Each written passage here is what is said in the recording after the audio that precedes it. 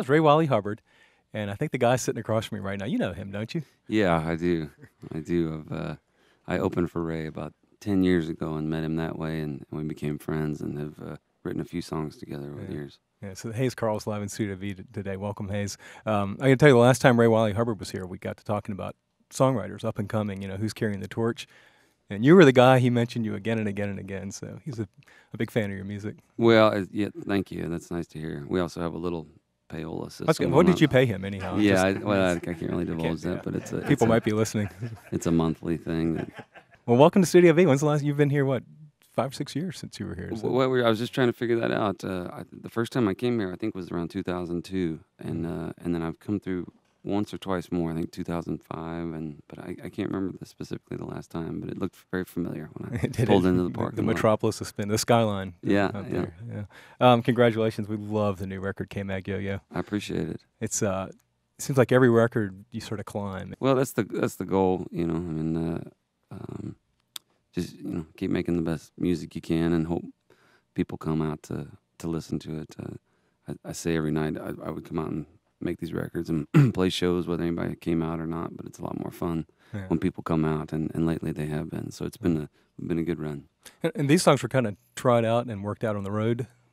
Somewhat. A few of them we'd worked out on the road, but what I did this time was this was the first record I used my touring band on exclusively, and they were really helpful, and we would take ideas and kind of just play them out and build the song collectively in some cases, which I'd never really done before. Usually I just sit on my porch or in my room with a pen and paper and write down ideas and then take it to the studio and turn it into a song. But this time we kind of had a more organic process musically by working it out that way, and it was fun. I enjoyed the results.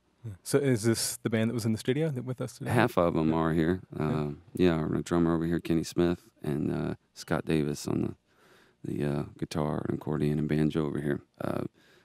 We're both on the studio record. Mm-hmm.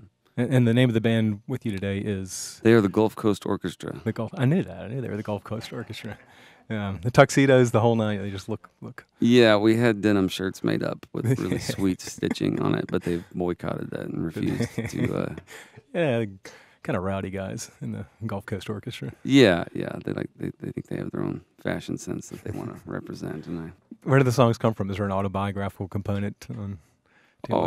Yeah, usually. In the past, it was almost all just about me.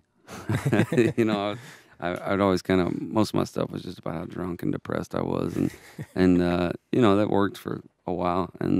But on this record, there's still some of that, but some element of it in there. But I also kind of included a lot of the stories that I was kind of hearing out on the road from different people. Whether it was, every night after the shows, people would come out and I would go out and talk to them, and I would either hear about, they were having hard times financially or with the economy, or they had family overseas in Iraq or Afghanistan, or they had just gotten back from there, or they wanted to talk politics, and these themes just kept coming up over and over, and so I kind of started writing about those people or the things they were talking about with people that I invented.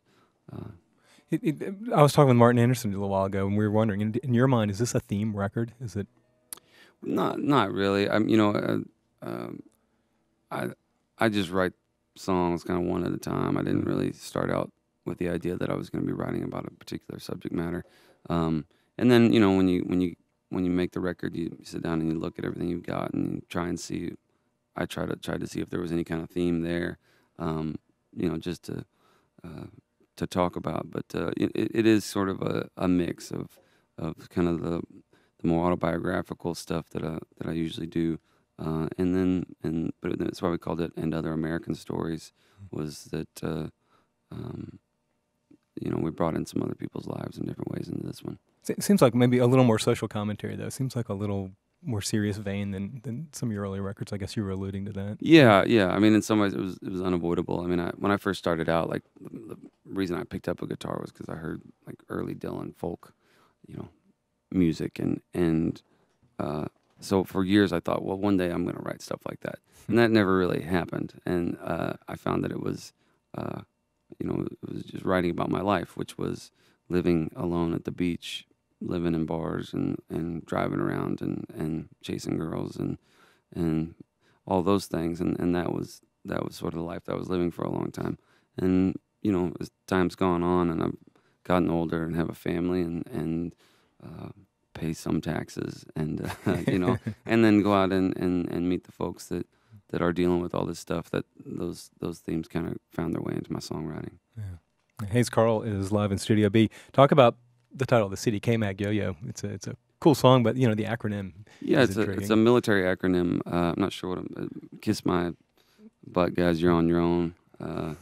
Your microphone will explode if it's a FCC violation. Yeah, yeah. They put an ankle bracelet on me, actually. I've run afoul with them a few times.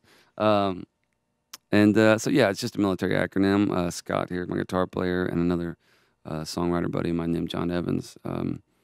We wrote that song together, and yeah, it was just sort of a tripped out tale about a young guy over in Afghanistan, and who gets hit by an IED, and then has sort of this morphine-induced hallucination about all this crazy stuff happening to him. So it's it's not particularly factual, but there's a healthy dose of government paranoia involved there, and but we were just kind of trying to create intensity-wise, musically, as best we could, what I imagined it would be like being over there. But was that a story, someone you met, or did you just kind of put that together on your own? Yeah.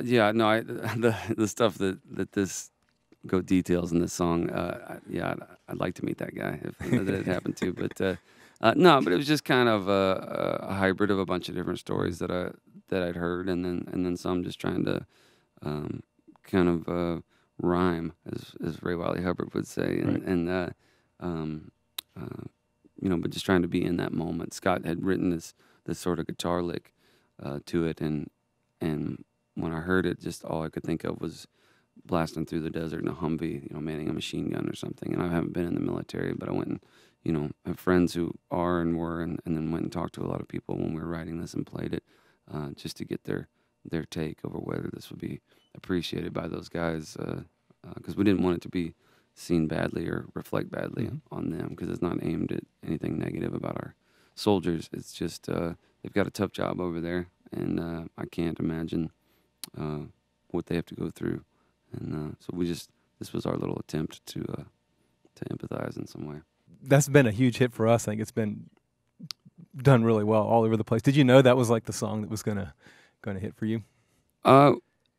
No, I mean, when after we made the record, I went through and kind of thought, what's the first single gonna be, or what song should we put out there the most, and that seemed like the obvious choice. But you never know what's gonna happen with music.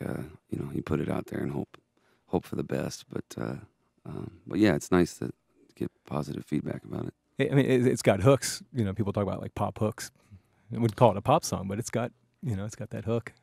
Yeah. Yeah. It's I mean, to me, it's like a 4-minute rambling, nonsensical song about a soldier on LSD. So it's not what I thought would necessarily do well, but like I said, it's you never know. So out with the band now. I mean, for years you kind of were a guy with a guitar. Yeah. And now out with this just hammer and band. How's that changed things for you, being the leader of the band? Well, there's more hotel rooms. You got to pay them, don't you? Well, yeah. Oh, they don't know that. I shouldn't have said that. Let's really don't give away the trade secrets here. Forget I said that, guys. But no, it's been fun. I was a solo singer-songwriter for a long time, and then I kind of had smaller groups of more acoustic-based kind of duos and trios and stuff. And the last few years I've been using the bigger band, and it's fun for me. There's at heart, there was always a part of me that wanted to get up and rock out. Everyone went, right? Yeah, everybody's got that somewhere inside of them. It was fun. I was. You can be the solo singer-songwriter poet in the corner at the coffee shop. But but there's always a party that secretly wants to get up and turn up the amps and get a party going. And so I kind of go back and forth and a few things in between. Has your writing changed? I mean, do you write for a band? Is it any different in that way?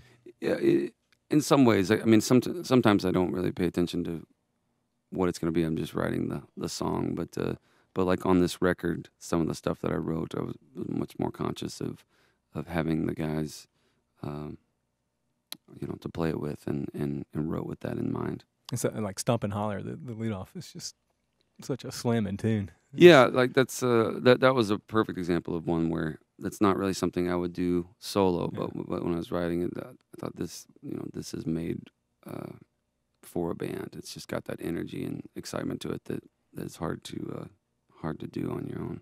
So still touring. I mean, you tour a lot. It's still fun. You still like it? It is fun. Half of it's surrounding yourself with good people, because it can be miserable if you're in a van with jerks.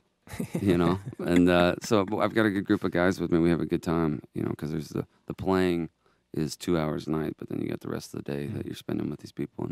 And but it's still fun. When I first started, that was a big part of why I wanted to do it, was that allure of the travel and seeing the land and meeting all these people. And it still has that kind of romantic vibe for me, going out there. And from what you've said, it sounds like an important part of it is sort of contact with the audience, talking to people, meeting people. Yeah, I mean, it's always been kind of an important part of my show is kind of talking to them during the show, and then as well afterwards. Go out and those are the best times when you play a show, and afterwards you meet some folks and they take you out on the town and kind of show you the sights that you wouldn't probably discover on your own. I wonder, just over the last few months, any kind of neat experiences or personal milestones, stories from? Oh, we've had a bunch of them. It's been really a fun ride the last year or so. We got to play Austin City Limits, a TV show. We got to go on the Tonight Show. Got to sing a song with John Prine out in San Francisco at the Hardly Strictly Bluegrass Festival. Does a guy like John Prine, what does he say? Does he talk about your songs, or? Well, I don't know. I had never met him before. I opened for him a night before that, and we got along, and I mean, he was just a huge hero to me, songwriting wise. One of my biggest influences, and then the next day we were at this festival, which is a massive free festival in Golden Gate Park. And he said, "Come on out and sing a song with me." And so I did. I went out, and there's 30,000 people out there, and so it was just a really cool experience. Are you nervous, or is that just? Yeah, I was terrified. Doing my own thing in front of people doesn't bother me, but whenever I get called up as a guest, that wigs me out a little bit. And I wasn't sure what verse we were doing. Paradise, and he said, "I'll just nod at you when it's your turn." So I ended up writing like the entire song on my. I was gonna say, you're sitting there going, well, I hope I don't forget it. Yeah, I mean, it's a song I grew up on, but still, it's like every time we did the other night in Central Park, I got to sing "The Weight" with Levon Helm and Emmylou Harris, and the same deal. It's the first verse of a song I've sung 1,000 times, but there's still a part of me going, "You're gonna forget the words, and it's gonna ruin you," and so those always kind of are intense when people call me up. But we've had a lot of just cool things like that happen. In the future, what's cool coming up? What do we got? Right now we're out with Scott Miller, who's a good buddy and one of my favorite writers and performers, and he's doing a few shows with us, and just shows, festivals, touring around. So we're gonna do Austin City Limits Festival this year, and that's about it, I think. Are you working on new songs now, a new record, or is that? I've been trying. I'm about to get some time off here in August, which will be nice. We've been going pretty hard since February when we put this record out, and this will be our first kind of extended break. And so I'm gonna take a few days to decompress, and then Scott and I and maybe some of the other guys are talking about getting together, going down to the beach and setting up shop and working on some new stuff. That sounds fun. Hayes, Carll, and the Gulf Coast Orchestra playing live today in Studio B, where live broadcasts are made possible in part by Lake Lore and the Blue Ridge Foothills. Information, Lake Lore and BlueRidgeFoothills.com. Hayes, thanks so much for bringing the band by and putting the good music into the airwaves. My pleasure. Thank you. Yeah, I hope you can come again. Have a great time the rest of the tour, too. Will do. Thanks. All right, it's WNCW. We're going to get to a tune now from one of the guys Hayes just mentioned. This is Levon Helm. It's WNCW.